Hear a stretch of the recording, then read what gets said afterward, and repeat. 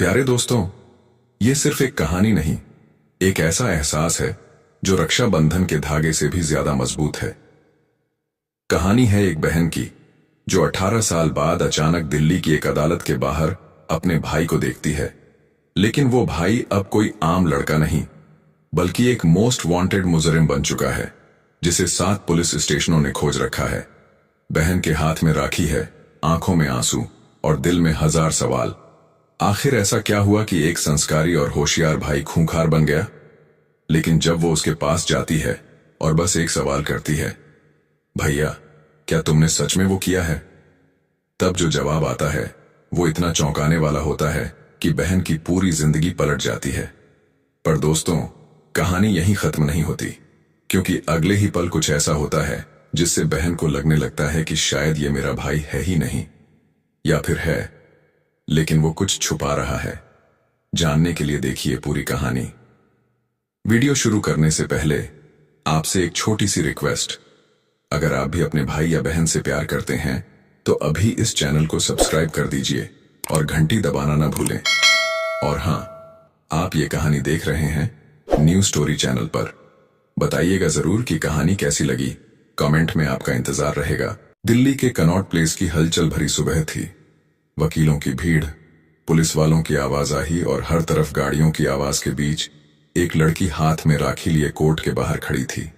उसका नाम था नैना शर्मा, उम्र 26 साल, एक सरकारी स्कूल में टीचर और अनाथालय में पली बढ़ी एक सीधी सादी लड़की। लेकिन उसकी आंखों में उस दिन कुछ अलग था, इंतजार, डर और एक विश्वास जो हिल रहा था। ठीक 10 बजे पुलिस की वैन आती है और उसमें से उतारा जाता है एक कैदी, लंबा, गहरी आंखें, चेहरे पर हल्की दाढ़ी और हाथों में हथकड़ियां। नैना उसे देखते ही एक कदम पीछे हटती है। उसके होंठों से बस एक शब्द निकलता है, अर्जुन। हां, यही नाम था उसके गुमशुदा भाई का, जो 18 साल पहले एक मेले में बिछड़ गया था। उस दिन से लेकर आज तक नैना हर रक्षाबंधन पर राखी बांधने के लिए आसमान की तरफ देखती थी। सोचती थी कि उसका अर्जुन कहीं तो होगा, जिंदा होगा। लेकिन जो आज सामने खड़ा था वो most wanted criminal Arjun Singh था, जिस पर दिल्ली, जयपुर और भोपाल में हत्या, चोरी और फिरौती के दर्जनों केस थे।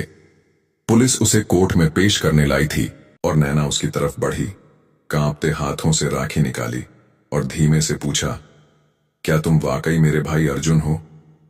अर्जुन की आंखों में नमी आई, लेकिन होंठ नहीं हिले। इतने में एक पुलिस वाला उसे झटक कर ले गया। लेकिन उस रात नैना को चैन नहीं आया। वो सारी फाइलें खंगालने लगी और तब उसे एक पुरानी तस्वीर मिली, जिसमें अर्जुन के हाथ पर वही कट का निशान था जो इस मुजरिम के हाथ पर था। अगली सुबह वो सीधे जेल पहुंची और अर्जुन से मिलने की इजाजत मांगी। जेल सुपरिंटेंडेंट ने थोड़ी नानुकुर के बाद इजाजत दे दी। मिलने के दौरान अर्जुन ने उससे सिर्फ इतना कहा, अगर मैं तेरा भाई हूं तो मुझसे मिलना बंद कर दे, और अगर नहीं हूं तो सबूत मत ढूंढ, क्योंकि ये सच्चाई तुझे तोड़ देगी।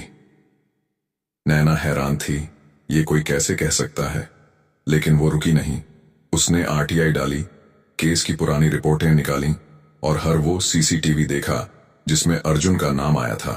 एक रिपोर्ट में बताया गया था कि अर्जुन एक एनजीओ से जुड़ा था जो लड़कियों की तस्करी रोकने का काम करता था।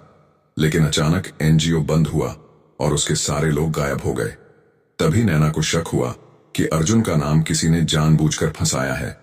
उसने क्राइम ब्रांच में एक पुराना दोस्त रोहित मलिक को कॉल किया, जो अब एसीपी था। रोहित ने पहले तो मदद से मना किया, लेकिन जैसे ही नैना ने अर्जुन का नाम लिया वो चुप हो गया। उसने कहा, नैना, तुम जिनसे भिड़ रही हो वो लोग बड़े हैं, बहुत बड़े।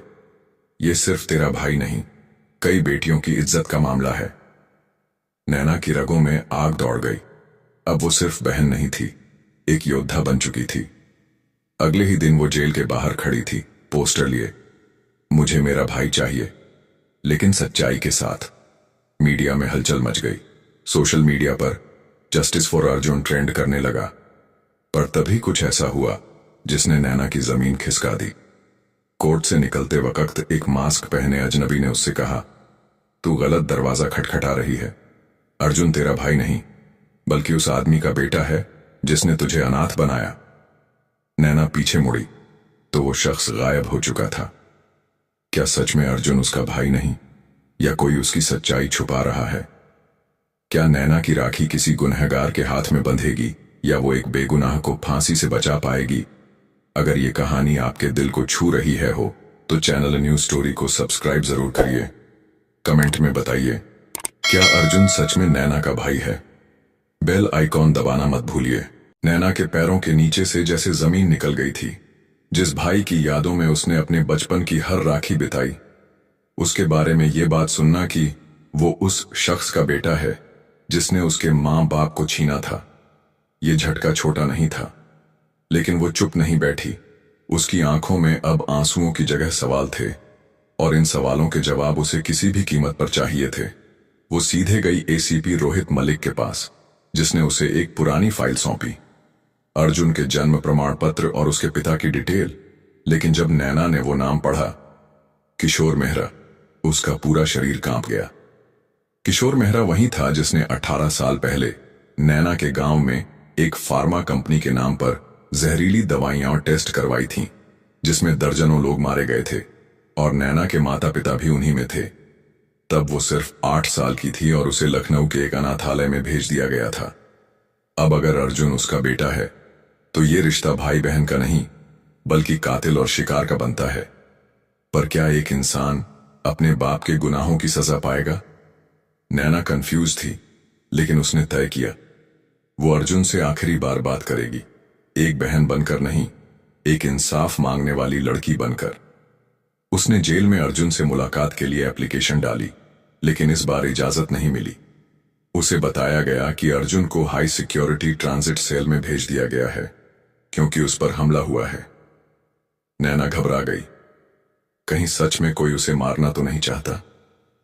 अगले ही दिन उसने अपने स्कूल की छुट्टी ली और पहुंच गई तिहाड़ जेल के बाहर। वहां मीडिया वालों की भीड़ लगी थी, क्योंकि अर्जुन पर रात में हमला हुआ था और वो आईसीयू में था। अस्पताल पहुंचकर नैना ने देखा, अर्जुन की हालत नाजुक थी लेकिन होश में था। उसे देखकर उसने बस इतना कहा, मैंने कुछ नहीं किया, मुझे फंसाया गया है। और हां, मैं तेरा भाई नहीं, लेकिन तुझे बचाने के लिए अपनी जिंदगी दी है। ये कहते हुए वो फिर बेहोश हो गया। नैना की आंखें भर आईं, पर अब उसके मन में सवाल और गहराने लगे। अर्जुन ने क्यों कहा कि उसने उसे बचाया? उसे तो कभी याद भी नहीं कि उसने अर्जुन को पहले देखा था। रोहित ने बताया कि जब वो 8 साल की थी और किशोर मेहरा की कंपनी के खिलाफ केस चला, तो एक छोटे से बच्चे ने कोर्ट में गवाही दी थी कि उसने देखा था कि फार्मा के ट्रक गांव में कैसे टेस्टिंग कर रहे थे, और उसी गवाही की वजह से केस फाइल हुआ था। वो बच्चा और कोई नहीं, अर्जुन था, जिसने बचपन में ही अपने बाप के खिलाफ गवाही दी थी, और उसी दिन से वो लापता हो गया था। यानी अर्जुन ने अपने पिता को छोड़ा, गवाही दी और गायब कर दिया गया। नैना अब समझ चुकी थी कि अर्जुन का नाम क्यों फंसाया गया, क्योंकि वो सच जानता था, लेकिन सवाल ये था कि अब उसे बचाएगा कौन? तभी नैना ने एक साहसी कदम उठाया। उसने सोशल मीडिया पर एक वीडियो डाला, जिसमें उसने अर्जुन की पूरी सच्चाई बताई, उसके बचपन की गवाही, उसके किडनैप होने और फिर एनजीओ में काम करने की बात साझा की। वीडियो वायरल हो गया, लाखों लोगों ने देखा और लोग अब अर्जुन को हीरो मानने लगे। लेकिन जैसे ही ये वीडियो वायरल हुआ, नैना के घर के बाहर कुछ अजनबी बाइकर्स मंडराने लगे। एक रात जब वो स्कूल से लौटी तो उसके कमरे का दरवाजा टूटा हुआ था और अंदर एक नोट पड़ा था, बहुत जानकार बन रही है, अब तेरा भी नंबर है। नैना डर गई, लेकिन रुकी नहीं। उसने आरटीआई से उस एनजीओ के फंडिंग डिटेल्स निकाले और तब उसे पता चला कि उस एनजीओ के पीछे किशोर मेहरा की पुरानी कंपनी के ही लोग थे, जिन्होंने अर्जुन को एनजीओ में भेजा और फिर गायब कर दिया। यानी पूरी साजिश बहुत पहले से थी, ताकि अर्जुन को इस्तेमाल करके फिर किसी बड़ी चाल में फंसाया जा सके। लेकिन सबसे चौंकाने वाली बात यह थी कि उस एनजीओ के बैंक अकाउंट में हाल ही में एक ट्रांजैक्शन हुआ था किसी मिस्टर एक्स के नाम से, और उस अकाउंट की ब्रांच वही थी जहां नैना की स्कूल की सैलरी आती थी। मतलब दुश्मन उसके बहुत पास था। नैना अब डरने की बजाय लड़ने को तैयार थी। उसने एक लीगल टीम बनाई, मीडिया से बात की और कोर्ट में अर्जुन की दोबारा सुनवाई के लिए अपील की। अदालत ने अर्जुन की पिछली फाइलें खोली और बहुत से सबूतों को संदिग्ध माना। कोर्ट ने कहा, अगर 1 हफ्ते में अर्जुन की गवाही और सच्चाई साबित नहीं हुई तो केस खत्म कर दिया जाएगा और उसे फांसी की सजा मिलेगी। नैना के पास सिर्फ 7 दिन थे और एक जान बचाने की जिम्मेदारी, पर अब वो सिर्फ अर्जुन की नहीं, उस सच्चाई की लड़ाई थी जिसने उसके परिवार को तबाह किया था। पर तभी छठे दिन एक कॉल आया। एक बूढ़ी महिला की कंपकंपाती आवाज थी, बिटिया, अगर अर्जुन को बचाना है तो उस कुएं तक जाना पड़ेगा जहां तेरे माँ बाप को जहर दिया गया था। वहीं तुझे तेरे सवालों के जवाब मिलेंगे। नैना की उंगलियों में जैसे सिहरन दौड़ गई थी। उस बूढ़ी महिला की आवाज ने जैसे उसे बीते अतीत में धकेल दिया। वो गांव, वो कुआं और वो काली रात जब एक 8 साल की बच्ची की पूरी दुनिया उजड़ गई थी। उसने कांपते हाथों से महिला से पूछा, आप कौन हैं? जवाब मिला, तेरी मां की सहेली थी। उस रात मैं वहीं थी, लेकिन मैं बच गई और छुपती रही, क्योंकि जिस दिन मैंने सच बोला मेरी जिंदगी की कीमत लग जाती। नैना ने उस महिला से मिलने की गुहार की और अगली ही सुबह वो एक छोटे से गांव की कच्ची गली में पहुंची, जहां एक टूटी झोपड़ी में वो महिला उसे इंतजार करती मिली। महिला का नाम था बिमला देवी। आंखों में डर लेकिन दिल में साहस। उसने नैना को पुरानी डायरी और एक पेन ड्राइव दी जिसमें उस रात के वीडियो फुटेज थे जो किसी पुराने एनजीओ वर्कर ने रिकॉर्ड किए थे। और उन फाइलों में साफ दिख रहा था कि फार्मा कंपनी का मालिक किशोर मेहरा खुद गांव आया था और उसने खुद ही कंटेनर से पानी के टैंक में जहर मिलाया था। लेकिन सबसे चौंकाने वाली बात यह थी कि उसके साथ एक और शख्स था, जो कोई और नहीं बल्कि एसीपी रोहित मलिक था। नैना की आंखें फटी की फटी रह गईं। जिस शख्स को वो अपना सबसे बड़ा सहारा समझती थी, वो भी इस पूरे खेल का हिस्सा था। अब सवाल ये था कि क्या वो शुरू से अर्जुन को मरवाना चाहता था या फिर उसकी मदद के बहाने सारा सबूत साफ कर रहा था। नैना ने चुपचाप पेन ड्राइव कॉपी की और दूसरी कॉपी अपने बैंक लॉकर में डाल दी। अब उसके पास 1 हफ्ते की मोहलत थी, लेकिन कहानी में सस्पेंस और गहरा हो चुका था। वो वापस दिल्ली लौटी और सीधे अस्पताल गई, जहां अर्जुन आईसीयू से अब सामान्य वार्ड में शिफ्ट किया जा चुका था। उसने नैना को देखकर आंखें खोली और धीरे से बोला, क्या तुम कुएं तक गई थी? नैना ने सर हिलाया और फिर बुरी तरह फूट पड़ी। अर्जुन ने उसका हाथ पकड़कर कहा, अब वक्त है कि तू मुझे भाई माने या नहीं, लेकिन मैं तुझे अब और अकेला नहीं छोड़ सकता। नैना ने पहली बार उसे भैया कहा और वहीं अस्पताल के बिस्तर पर पहली बार राखी बांधी, बिना किसी खून के, बिना डर के, एक भरोसे पर। लेकिन कहानी यहीं खत्म नहीं होती, क्योंकि जैसे ही कोर्ट में नैना ने सबूत पेश किए, पेनड्राइव खोलने पर सारी फाइलें गायब थीं। उसका खून खौल उठा। जरूर एसीपी रोहित ने सबूत मिटा दिए थे, लेकिन वो जानती थी कि असली कॉपी उसके बैंक लॉकर में है। लेकिन जब वो लॉकर तक पहुंची तो देखा ताला टूटा था और लॉकर खाली। वहां बस एक नोट था, बहुत हो गया खेल, अब तो खुद भी मिटा दी जाएगी। अब नैना को सिर्फ एक ही रास्ता दिखा, लाइव खुलासा। उसने उसी दिन रात 9 बजे इंस्टाग्राम और यूट्यूब पर लाइव आने का फैसला किया और लोगों से अपील की कि अगर वो इंसाफ चाहते हैं तो एक साथ जुड़ें। जैसे ही लाइव शुरू हुआ, हजारों लोग जुड़ गए। नैना ने कैमरे के सामने रोते हुए अपनी कहानी बताई, अर्जुन की सच्चाई, फार्मा कंपनी का पाप और एसीपी रोहित की गद्दारी। कुछ ही मिनटों में वीडियो वायरल हो गया, लेकिन उसी वक्त लाइट चली गई और नैना की स्क्रीन ब्लैक हो गई। फोन की लाइट में नैना ने देखा, घर के दरवाजे पर वही बाइकर्स खड़े थे जो पहले धमकी दे चुके थे। लेकिन इस बार नैना अकेली नहीं थी। अर्जुन अब पूरी तरह ठीक हो चुका था और चुपके से घर लौट आया था। उसने एक लाठी से उन बदमाशों पर हमला कर दिया और जैसे तैसे उन्हें भगाया। लेकिन उन बदमाशों के पास से जो फोन गिरा, उसमें एक रिकॉर्डिंग थी जिसमें एसीपी रोहित किसी को कह रहा था, कल कोर्ट में जो केस सुना जाएगा वो मेरा आखिरी खेल होगा, फिर अर्जुन का भी काम तमाम और नैना भी खत्म। अब साफ हो गया था, वो सिर्फ भ्रष्ट नहीं था, वो कातिल था। नैना ने उस रिकॉर्डिंग को सबूत बनाकर कोर्ट में पेश किया। जज ने सबूत को गंभीर मानते हुए सीबीआई जांच के आदेश दिए। अगले ही दिन एसीपी रोहित को सस्पेंड कर गिरफ्तार कर लिया गया और जब उससे पूछताछ हुई तो उसने एक बड़ा राज खोला। मैंने ही अर्जुन को बचपन में एनजीओ में डाला ताकि वो बड़ा हो और मैं उसे अपने फायदे के लिए इस्तेमाल कर सकूं। लेकिन वो लड़का दिल से बागी निकला और अब उसका अंत मेरे हाथों ही होगा। यह सुनते ही कोर्ट में सन्नाटा फैल गया, लेकिन नैना अब टूटने वाली नहीं थी। सीबीआई के सामने उसने बिमला देवी को पेश किया और पुरानी डायरी भी। सबूत इतने ठोस थे कि कोर्ट ने अर्जुन को जमानत दे दी और केस दोबारा खोलने का आदेश दिया।